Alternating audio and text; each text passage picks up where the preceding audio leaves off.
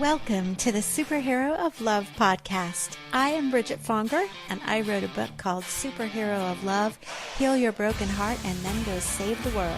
My book is all about helping people love and be loved more than ever. I believe we all have a superhero of love inside of us. Yes, even you, superhero. And in this podcast, I talk to people who are all about helping us all tap into that superhero. May this episode make a difference for your heart. Let's get this party started. When I met you, you were starting with number 4. You weren't married to him yet. Weren't you starting lovedaily.com? I did. I started in 2005. Yeah. And it's very interesting because I just finished recording, it's called The Tale of Love Daily, which is a little 3-minute video about the story of Love Daily, because I was trying to figure out for our company how to tell our history and our mission and our beliefs. So I decided it was best to tell it in a story. So it, in fact, did start in 2005. And at that time, then a professor from the University of Michigan master's program asked if their business group could study our business plan. So I said yes. And they came back with the conclusion that it was brilliant and 15 years ahead of its time. And then I got very sick, of course, and had to walk away from Love Daily until 15 years later. That is unbelievable. It is now exactly 15 years later, 2020. Exactly. Oh my God. Exactly. All right. From that word 2020, I'm going to jump into your introduction, your formal introduction, which is, wow, 2020 is a kick-ass year for Sunne Justice. Most of them have been. Yes, actually, right. If you read the book that just came out by Sunne Justice, came out February 9th, 2020. Her book is called Mugged by God, A Journey from Holy Shit to Holy. If you read her book, you will understand what Sunne just said is absolutely unequivocally correct. But Sunne is a kick-ass goddess, okay? So everything she does becomes beautiful. Everything she touches becomes love-filled. Everywhere you go, literally you leave a trail of love and beauty. I've been watching you all these years since I met you in 2005, and that is the truth. But she's also had a very Some of my exes might disagree with you.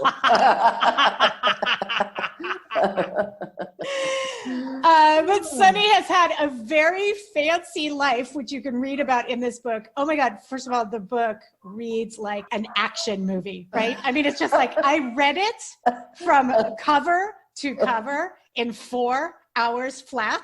I don't think I even got up to pee because it was I felt like I was on one of those adventure movies that you literally cannot look away from the screen, right? Like I couldn't look away from the page. So you can read in her book about her very fancy life that she had as a model, a fashion mogul, a trailblazer in the skincare industry, literally a trailblazer. And you can read about that trailblazing that she did. She made Burt's Bees the uber cool brand that we know it to be. She made Burt's Bees the uber cool brand that it became to be. Seriously. I met her at her house that she features like a character in her book, The Mango House, because you were doing an opening for Tibetan artist Romeo Shrestha. And so I met you at your house on that day. But she creates sacred spaces wherever she goes. The Mango House, you will hear again, like it's a character. It's its own character in her book. You can read about how she creates sacred spaces. But she also created the Soul House, which we'll hear about in her new home in Panama. But she is also that extensive trailblazing skincare industry experience that she has brought her to yet another thing in 2020 beside her book coming out is that her new skincare line, Love Daily Skincare, is coming out this year. So happy 2020. Welcome to the Superhero of Love podcast, Sunne Justice, because you are absolutely, unequivocally a superhero of love.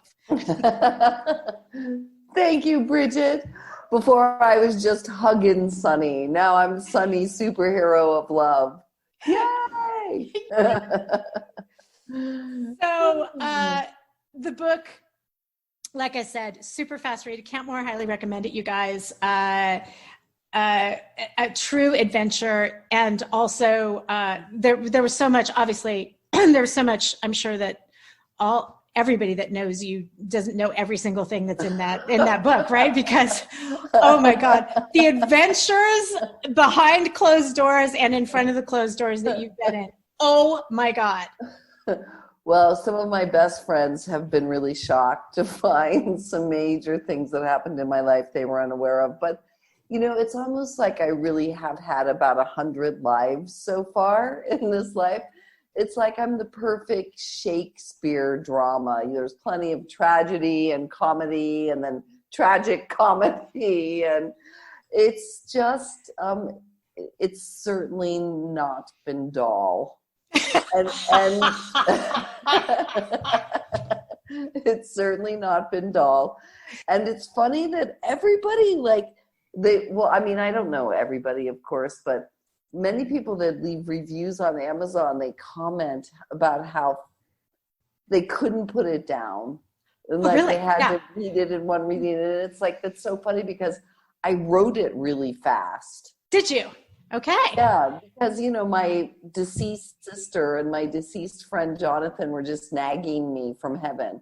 Write the book, write the book, write the book, write the book. And the only way I could get them off my back was to just sit there and write it.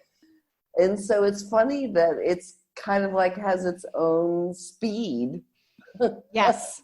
Right. Oh my God. That's amazing that makes sense that you wrote it fast. Actually, one of the first excerpts that I plucked out of the book to read aloud, or you can read it aloud. I didn't know about your sister. And so Jonathan is the friend that she was just talking about that passed away, it was woven throughout the book. And your sister is also woven throughout the book. And I wanted to read this beautiful excerpt because I think it's pretty inspiring. The first time my sister seriously changed my life, I was 15 years old. Several of my friends had just gotten their learner's permits and were picking me up to go for a drive. Coincidentally, I had my permit as well, but was not driving at the time.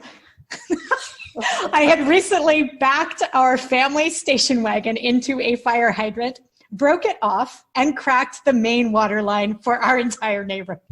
The whole suburb was without water for about 22 hours, and everyone knew why. As I was about to run out to meet my friends, Mom yelled, "Did you wash Lori's hair?" Lori is her younger sister. "You are not going..." Oh, excuse me, older sister, right. Excuse me, please forgive me.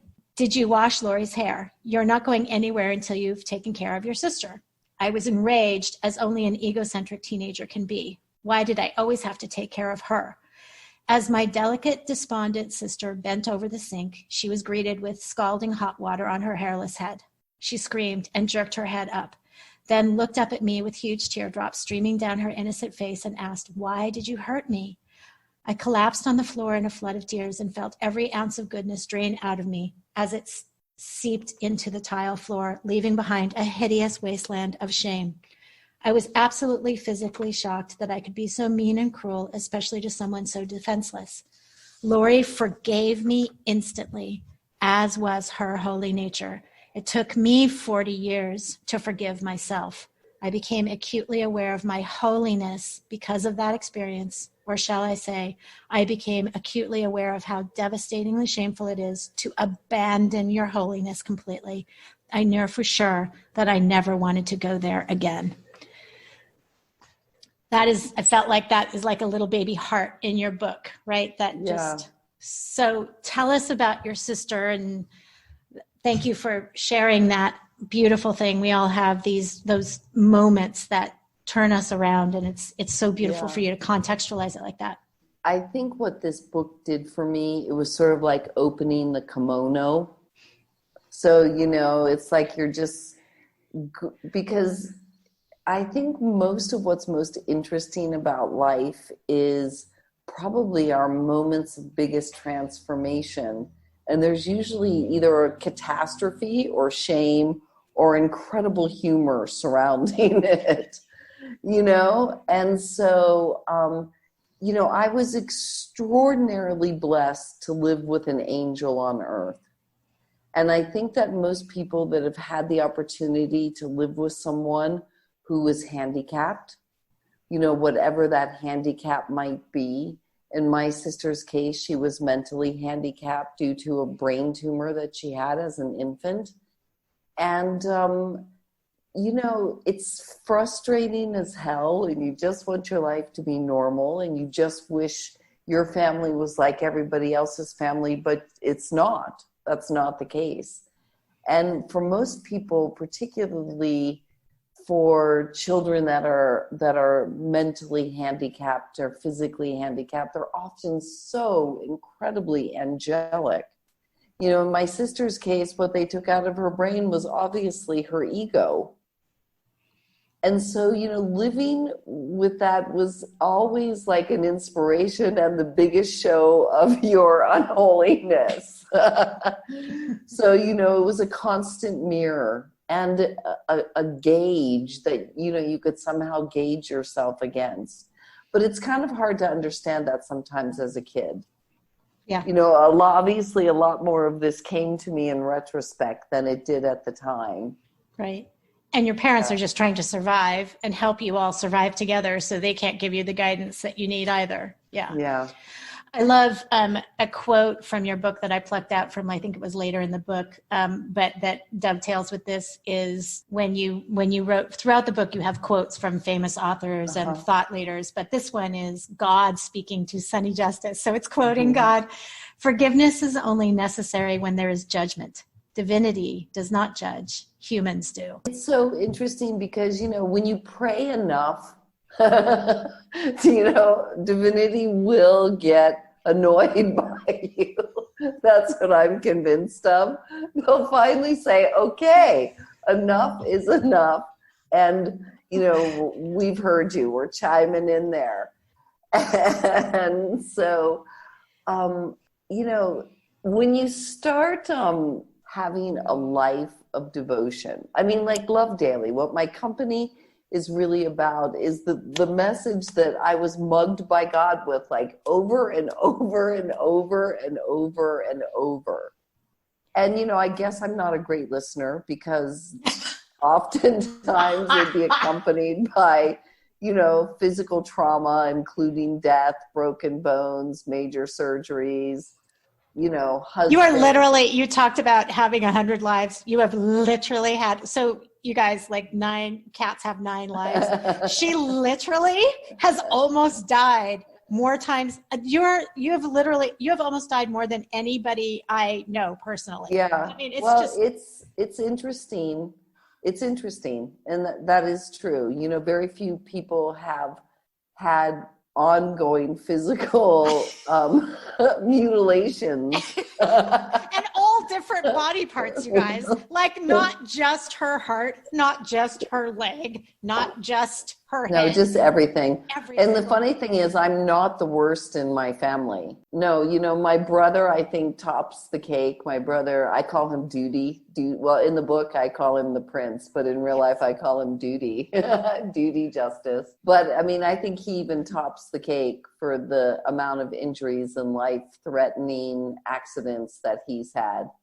He's just, we've been in a recent competition. I broke my leg in October, and I was off crutches and fine and back to normal by January. Then he did his in January much worse than I did mine. He's probably going to be till about August before he's walking again. Oh my God, that's not even an accident that's in the book. Holy crap.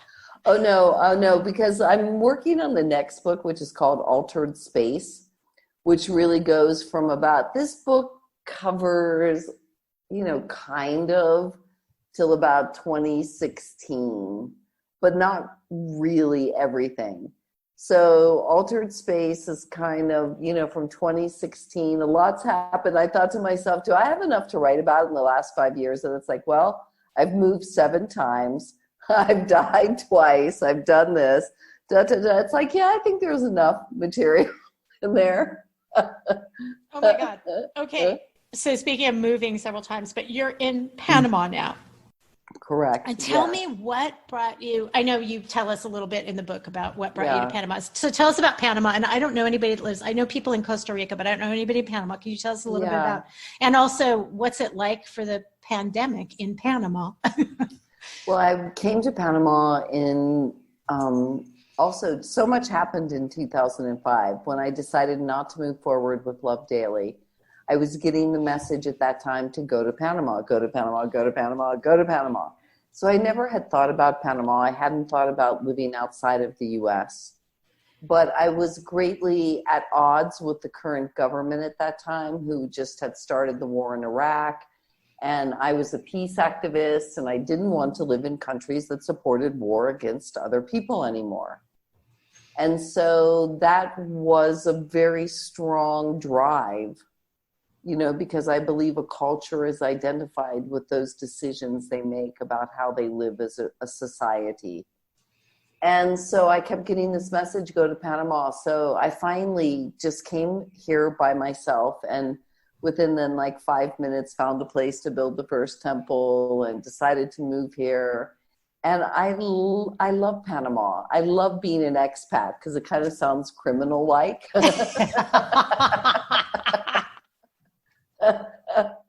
Oh, Lord, that's so funny. But, you know, I'll tell you, girl, I am so glad I don't live in the United States. You know, when I see the, you know, news on my phone and I see all the craziness that is going on there, I'm just like, thank you, God, so much for guiding me 15 years ago, that the world's a big place and there are other places that it's much easier to be grounded and rooted and stay connected to your spiritual self. Because I live in the middle of nowhere. I live in the center of the world. Wow. So Panama's the center, you know, pretty much the center of the world. And I live in the center of Panama, in the largest inhabited volcanic crater in the world. Whoa. And so, you know, I'm living in the tamed jungle, and I haven't put on shoes in like 3 years. You know, people are, you know, I see my friends and people on Facebook, you know, talking about their concerns about getting their hair cut during quarantine and nails. It's like, oh my God, you know, I cut my own hair off, 16 years ago. I'm sure this will be my hairstyle for the absolute rest of my life. Right. It's like, I don't own a comb. I don't own a brush.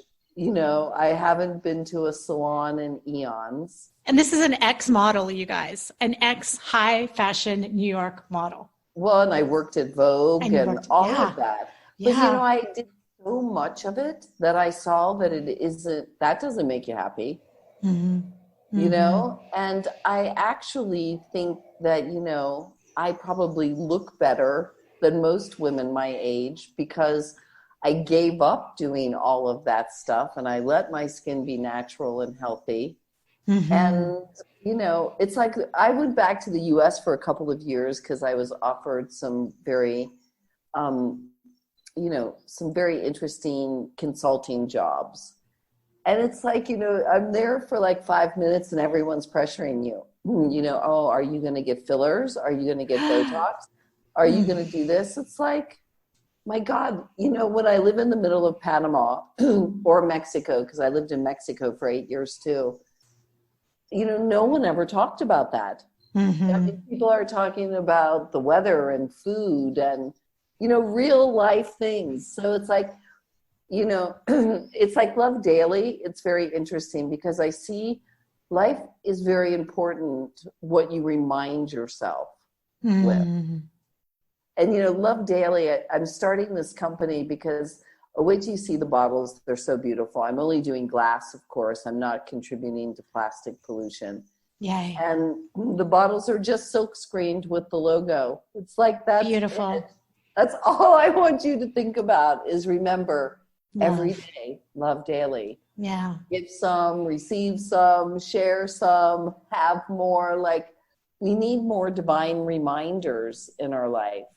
And I think that's the beautiful part of the pandemic it slowed everybody down enough to have a chance to relook at their life, you know?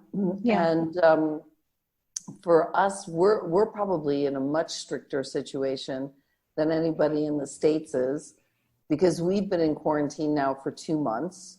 2 months, really? Yeah, it started on March 14th here. So yeah, 2 months in 2 days' time. Wow. And like women are allowed to go out for 1 hour on Monday, Wednesday, and Friday, and men for 1 hour on Tuesdays and Thursdays. Nobody can go out on Saturday or Sunday, complete quarantine. And they haven't sold alcohol for 2 months, you know, because they want people to be spending their limited funds on healthy food, not on things like alcohol. Wow. So like, you know, we're in a much simpler, beautiful place. I don't own a car.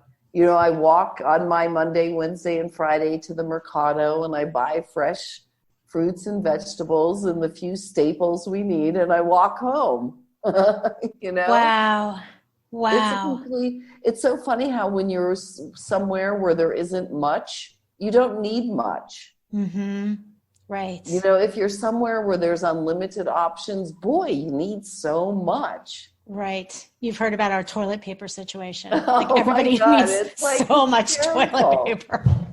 And it's like you don't see any of that go on here. You go to the grocery store. The only thing I've noticed that they've run out of is peanut butter.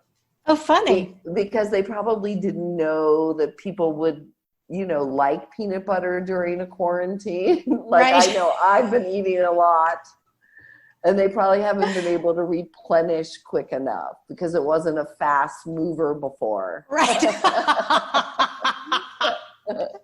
That's the only thing I've seen out of stock so far. Wow.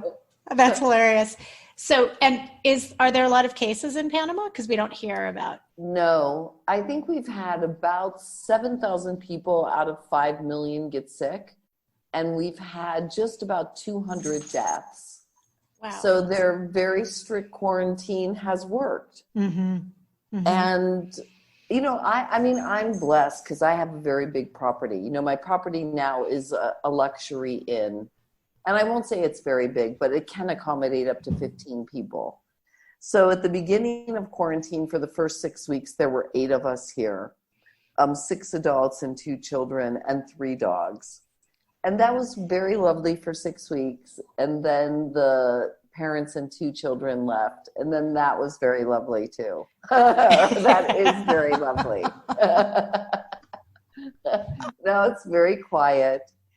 Now we just have 3 of us here, but we all work for Love Daily. So it's kind of becoming like company headquarters here. Oh, and we're cool. producing videos and getting ready for our launch. And, you know. And when do you launch officially? Well, I mean, God kind of only knows at this point, because not all the different componentry we need for every element of the launch is readily available. Right, right. But we're launching our first product, which is our face cream, in June. At the beginning of June, it'll be launching on Amazon, which was kind of never the plan. We were going to launch all 6 products together in August and not on Amazon. But everything's changing right now. Mm-hmm. So we too are just adjusting our flow and starting. But we're also launching the Love Daily movement, which is so exciting. Because, you know, I don't know why Love Daily was brought to me, but it's been waiting for 15 years to come out at the right time. And its name is everything. It's all you need. Right. It's all you need. It's all you need. It's all you need. So now, you know, all we want people to do is to be more aware of loving daily. You know, love it forward. Contact someone, anyone that you can love, and give them some show of love, of respect, of kindness, of help, and commit to every day reaching out at least to one person and sharing the love forward. Because we all know the cure we need is love. We all have to be more loving of one another. Right. So that's what we're going to be promoting with the movement, is just encouraging people to be more love every single day. You're speaking my language. And, the reason I'm interviewing Sunny right now is that our mutual friend Leanne posted the cover of your book on her Facebook page. And I saw the cover and I was like, oh my God, what is that? And then I saw it was you. And I was like, oh my God, it's Sunny. Will she remember me? I don't care. I want to interview her. But Leanne helped me produce an event, which was called Love Forward Talks, which is like TED Talks for the heart. And the t-shirt, I'm going to have to send you a t-shirt. You're going to have to send me your mailing address and I'll send you a t-shirt because it says Love It Forward on the t-shirt. Oh, nice. And you're going to have to do one of our Love Forward Talks. But it was an event that we did in November 11th of 2018. And all the talks are recorded and they're on YouTube on the Superhero of Love channel. So anybody that's listening to the podcast that hasn't heard about this, please go the Superhero of Love video. But you're going to have to do I'm going to hold you to this. I'm going to hold your feet to the fire. You have to do a Love Forward Talk next time we do a Love Forward Talks. But it's so aligned. And also, like, my heart was just like getting so huge. It was popping out of my chest when you were saying, just any teeny tiny movement every single day that we can do to love or be loved more, right? Like yes. Because you're also receiving every time you give, like every time you reach out to check, like at the beginning I was checking in with friends a lot more regularly, like people that I've dropped the habit of doing that. So you're reminding me, love daily, check in more people every day. I don't know that I'm doing one a day, so I'm taking it on right now from what you just said. Thank you. No, it is. I mean, we all need divine reminders. And that has been the story of my life. The more divinity that I have around me, the more I'm reminded to be divine, and the more divine my life becomes. Okay. All right. The other quote, so perfect. That was like it was really rehearsed. The other quote that I have from your book is this. And it's in the section called Reminders of God. That's the chapter title, right? Why don't I hardly ever think of God? Why doesn't God pop into my mind as readily as my to-do list? Why wasn't it as easy to remember my divinity as it was to remember what groceries I need? Why weren't thoughts of God as present in my daily life as thoughts of the bills I had to pay? Where was God hanging out, if not in my thoughts? Oh my God, I love that. God must have heard my questions and decided to answer on the spot. I was reminded that God is never absent. I'm the one who checks out. I'm going to repeat that. God is never absent. I'm the one who checks out. I was told that I was not thinking about God because I had no obvious reminders of God around me. My thoughts were consumed by what surrounded me, and God was not represented in those surroundings in any obvious way. So I started filling my life with reminders of God. Perfect timing of what you just said. So tell us how we can do that. Well, for me, it's what I look at, it's what I listen to, it's what I smell, and it's a consciousness that I think the longer you practice it, it just imbibes into everything you do. So if you're just starting, start playing some spiritual music during the day. Things like kirtan or, any of the Buddha musics or the monks chanting or the priests chanting, whatever it is that sounds angelic and divine to you, put that on for a while each day. Start burning scents that smell sacred to you. And there isn't one particular smell. Some might be really offensive to some people and something else to others. Mm-hmm. Then putting things, I'm a big builder of altars. I have altars in every single room of my house. I have an altar in my car. Well, when I had a car, there was an altar. I sold the altar when I sold the car. But there's literally altars everywhere because I want everywhere I look to be, oh yes, I want to think about God. Because I do see that the more that I'm reminded of my higher self, the more my higher self hangs out. The more my higher self shows up. Because everything is a practice, right? That's why they call spirituality a spiritual practice. It's a practice to remember that we are already God. So how do we practice remembering that? Probably through meditating, probably through watching our words or saying prayers. And maybe it's a glance at the Buddha picture that might help us remember, to return non-love with love. Because that's the work that we're doing every single day, is figuring out how to stay centered enough, close enough to our divinity to return non-love with love. Oh, that's so good. Yeah, that's our work every day. Oh, I had a tire with a nail in it last week, and I took it to be fixed, the nail taken out, and then, that's a normal thing that happens.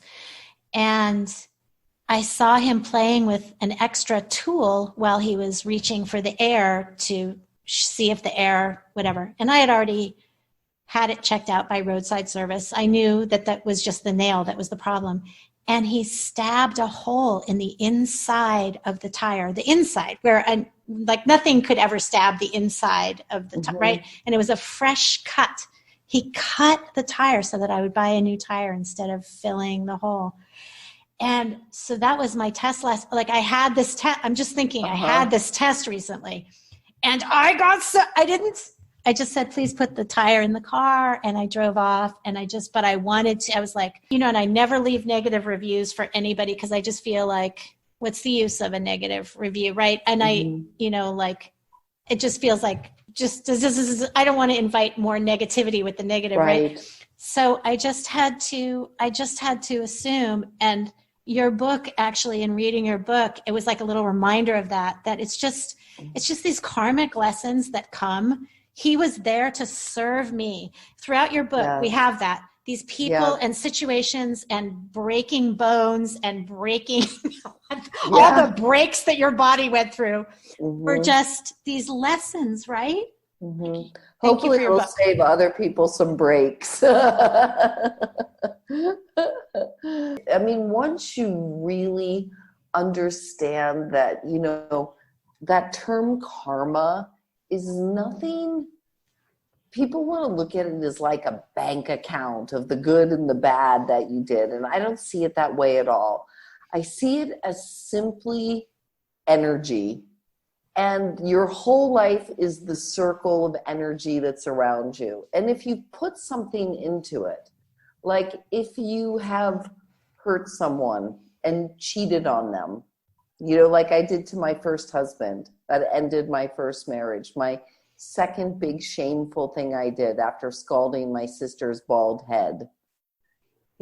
It's in the circle of my energy now. It has only a couple of options. One option is I can transmute it while it's in the circle through doing massive forgiveness work, because that's the only way you can transmute anything that lacks light back into light. So you can transmute it through forgiveness work, or you can let it go full circle to come back into your life to present itself again in another situation, so that you can deal with it differently.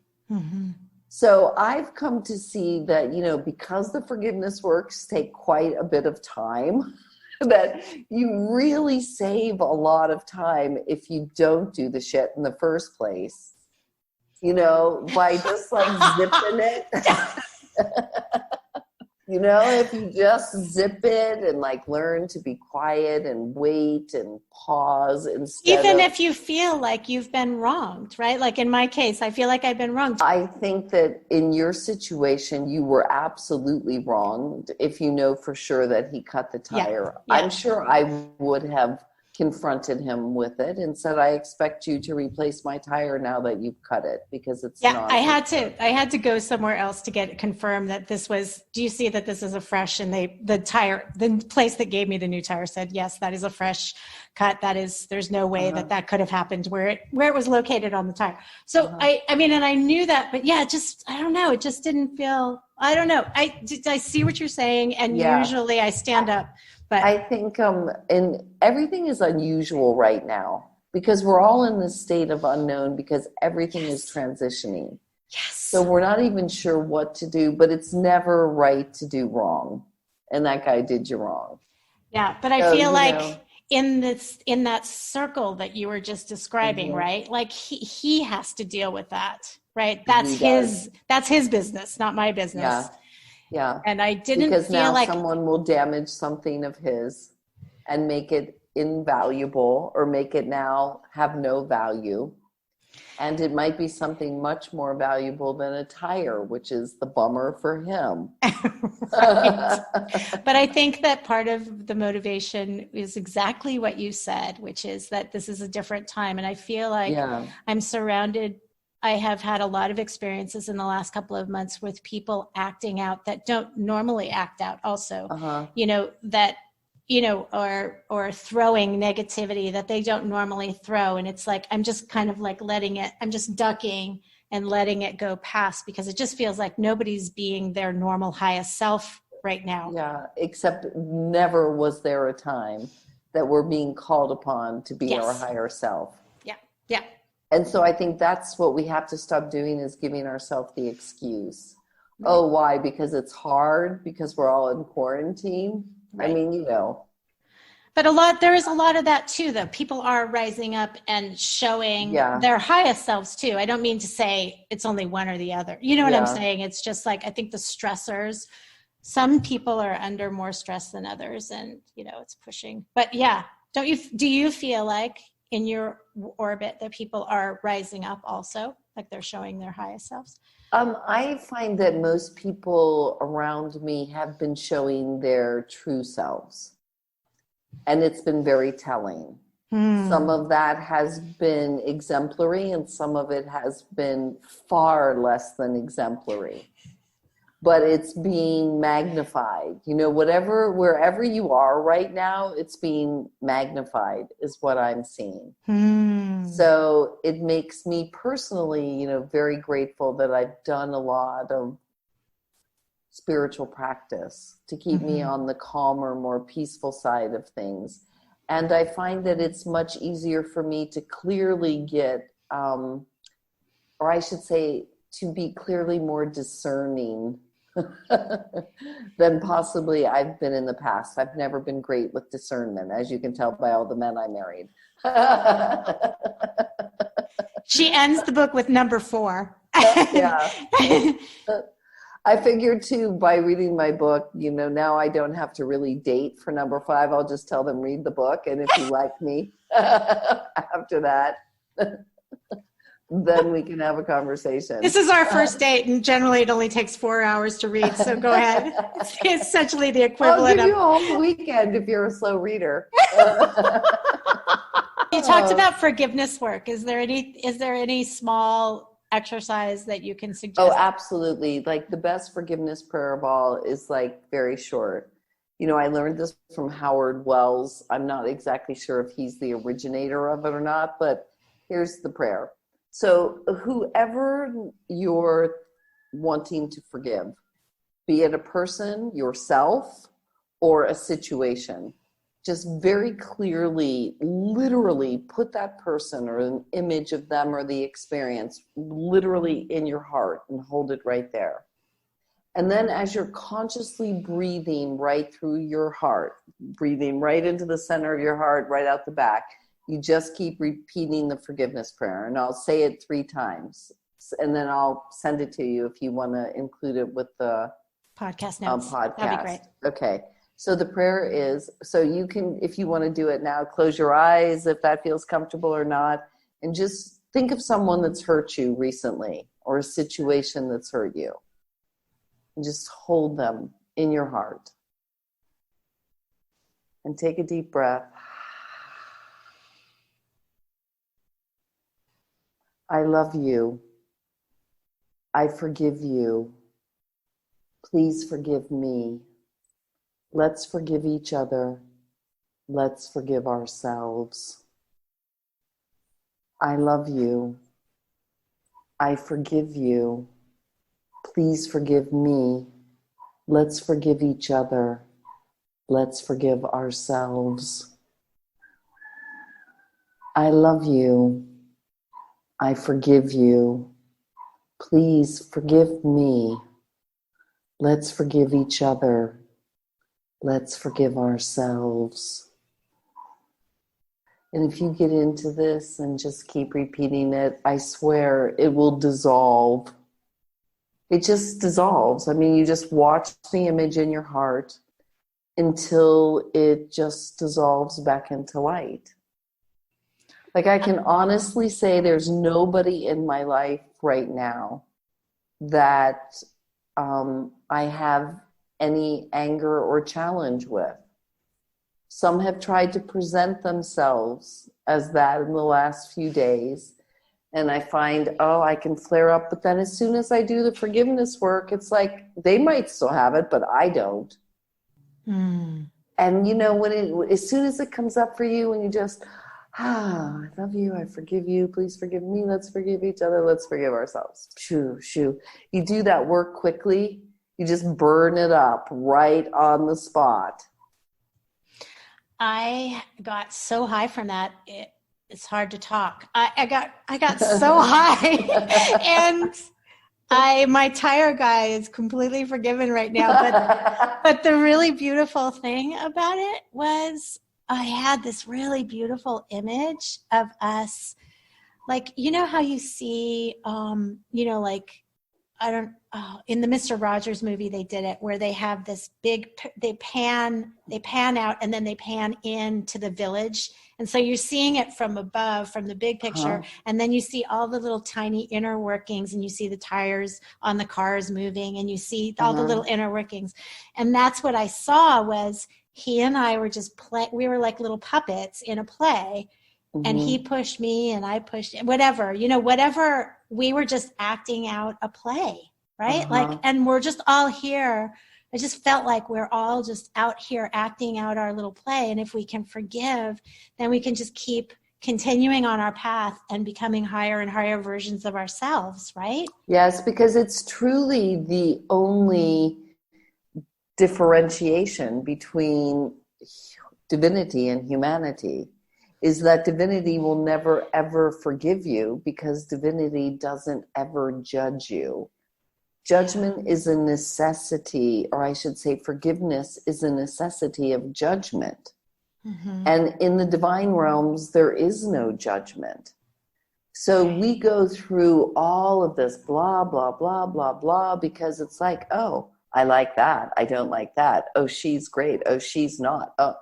And it's just like we live in this monkey mind of judgment about everything. And when we can calm that down, and it's not that you can't say, oh, I love orange more than red, or I love this flower more than that. That's discernment, and that's beauty, and you can find it in whatever is beautiful to you. But the minute that those thoughts start coming into the mind of, he's an asshole, he's a jerk, he's cheating me, no, it's like, because the more you spend time on it, the more you're going to have to do to undo what you've created through your own thought process. And most people don't do the work. So they don't waste any time with forgiveness work, and that's why their life is living hell. Okay, you just gave me an aha moment and an area, a sliver of my life that is hell, which is social media. Everybody recognizes this about social media, is that one of the big things it does is it makes you compare yourself to others, right? And feel less than. Like, so, and I feel like that's something you've never been plagued with, have you? Like, but because you always skyrocket to the top of whatever you're doing, but you don't have an issue with comparing or jealousy or anything like that, do you? Oh, I'm sure I have plenty of insecurities, but I don't really give a damn about what a lot of people think, So I won't say that it's like I don't have insecurities. Certainly now in my 60s, I have a lot less. And thank God, that's the beautiful part about getting older, Mm-hmm. It's like I really don't care now what other people think. Right. You know, if I thought a bit before, but now I really don't. And it's just that my mind and my energy and my emotion is taken up by what I surround myself with. And I surround myself with divinity and beauty and peace and tranquility and opportunities to be of service to other people. And so that's what my life is made up of. That's beautiful. Right. You And know? love. And love. Yeah. I mean, I wanted to share something with you because this was something I talked about in my book, but when we were talking about the Love It Forward movement and sharing more love every day, I know that probably a lot of people right now feel like they're tapped out, you know, that they're overwhelmed by the stress of this pandemic, financial stresses, the whole change of life and schedule and everything that we've all gone through. And they probably feel like they don't have much to give. And a lot of people I know feel very depleted. And I know that there were many times in my life, being a single mom and running a company, you know, I always felt depleted because I was giving and giving and giving and taking care of everybody. And you get to the point that you feel like bitter Betty, right? Because you're just giving to the point of being bitter Betty. Right. And nobody seems to notice. And, you know, everybody just keeps taking and taking while you give and give. So, you know, in one of my human tragedies, you know, divinity caused me to faint and crash my hand and break it really bad so that I could learn a lesson about why we have two hands and how energy works. Mm-hmm. So during that teaching, when my hand got crushed, I was shown that there is no giving. We should never even hardly use the word give. There's no giving. What we're intended to do is to receive light and energy and divine peace and wisdom and support and all of divinity. We're just supposed to receive it all, and we receive it right through our left hand.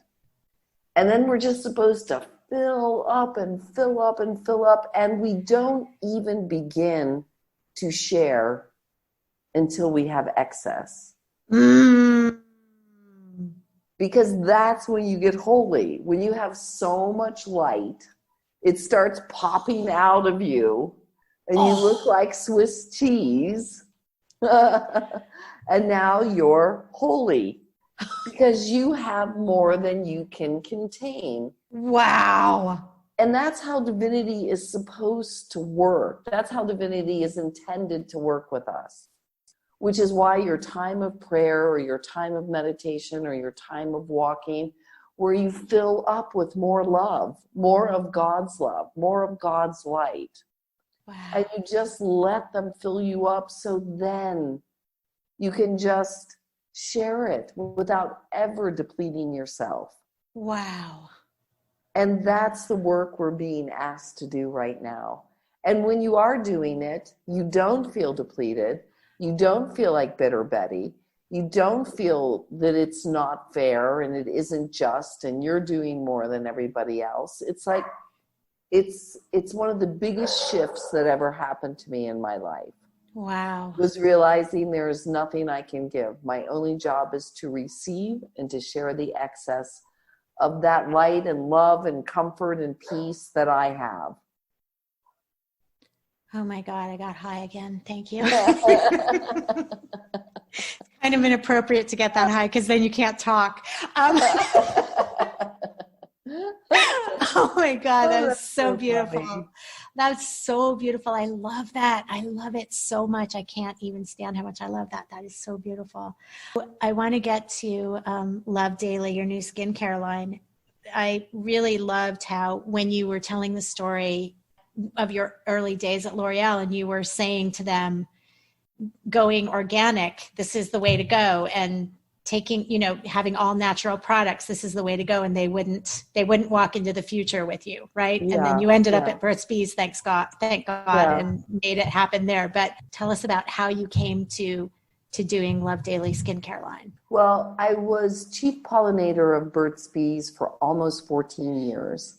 And, most people say I kind of created the cult. But for me, since most of my career had been in the skincare industry, it was my karmic ability to undo all the chemical, crappy, blue, green, and pink, nasty-ass lotions and shower gels that I had put out there with Bath and Body Works and Victoria's Secret and L'Oreal and you name them. And I had never been a user of those products. So there was a great karmic injustice in my personal life and my work life. So Burt's allowed me to finally level those scales of justice, thank God, and use my expertise in skincare to really work with Roxanne and our chemists to pioneer natural skincare products. And the changes that I saw in my own skin, in my own life, and my own well-being, my personal care well-being, I should say, were so dramatic. Because, I'm a regular, kid. I was born in the late 50s. All we did. I was a competitive swimmer my whole life. I was a lifeguard. I used to tell people that I had a really big nose, but it all peeled off and this is all that's left. Because, I think it's probably partially true. It was sunburned so many times and, laying there with the foil and the baby oil with the iodine. Yes, the baby oil. Oh. The whole thing couldn't have done more damage than we did. But it's like, my skin is really healthy and it looks beautiful. And, I'm doing videos for a skincare line in my 60s and wearing no makeup. Yeah. To me, that's the bigger accomplishment than coming out with a new skincare line. That's so true. It's like I'm taking the other route. I've never had a filler. I haven't done surgery. It's like I intend to go through the rest of this phase of this life as Sunne Justice, doing it naturally. And, for me, I don't put anything on my skin that I wouldn't put in my mouth and eat. Right. If it isn't, I treat my skin like the organ it is. And what's really interesting, Bridget, that I've seen this, it's sort of like people treat their skin sort of like they treat the earth. They treat it all like it's just some surface that doesn't really have any value. It's like they'll put any kind of chemical crap on their skin, whether it's Vaseline intensive care or Eucerin or this or that, all the way up to chapstick on their lip balm, just chemicals. When, the skin is the most absorbent and largest organ of your body. I always tell people if they don't believe their skin is an absorbent organ, go take a piece of garlic and take a fresh slice and put it on your wrist and put a piece of Scotch tape over it and see how long it takes you to have the worst garlic breath you've ever had. Wow, that's a great test. Also, it'll be anywhere from like 30 minutes to 2 hours, depending on your circulation and how unexfoliated your skin is. Wow. Also, that section of your book on chapstick and Vaseline and Blistex. Yes. I remember I remember in high school it was chapstick and Blistex because I'm just a few years younger than you. And I would I remember that my lips seemed to get drier with Blistex. I just didn't understand Blistex because it just made it drier. Well, the name says it all. It'll dry them out to the point of giving them blisters. Chapstick, it's just chappedness in a stick and you're buying it. Like I say in the book, I used to tell people they're using all these ingredients with petrolatum. It's slippery. It's petroleum. You refine it one way, it becomes petroleum for your car. You refine it another way, it becomes petrolatum for cosmetics. That's what Vaseline is, petrolatum jelly. And you put it on and it's all slippery, slidey, glidey, but it's incredibly drying. So you put it on, it feels slippy and slidey for 5 minutes, and then it's like, oh my God, my lips are so dry. So you put more on, and then it's like, oh, they're so dry. So you put more on, and now you are a moron. And it's as simple as that. You've become a skincare moron, you know? Oh my God. All right. So we can love our skin daily, love each other more daily, love. So yeah, when Love Daily comes out in full, it's 6 products.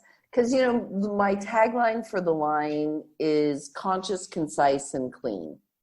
So the conscious has everything to do from it being edible, you know, skin food. Every product in the line is 97 to 100% natural.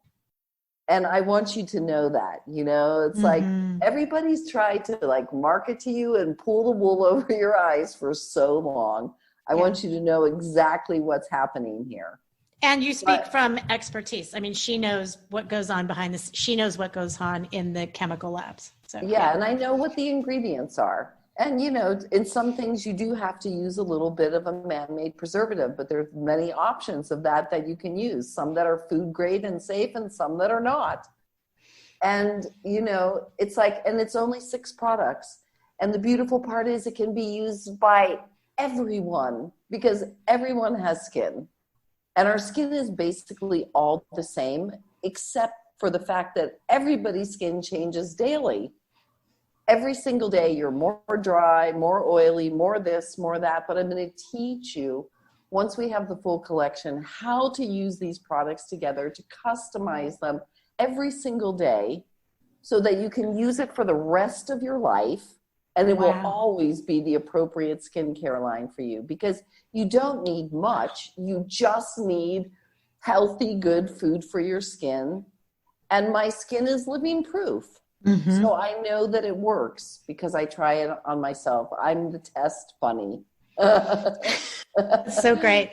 My grandmother was 86 when she passed away, and she didn't look 86. She had great skin. And she said at one point, I was sitting next to her on the couch, and she said something about her skin being beautiful. And I said, oh yes, no, I'm so sorry. I don't say it every day. Your skin is so beautiful. You're amazing.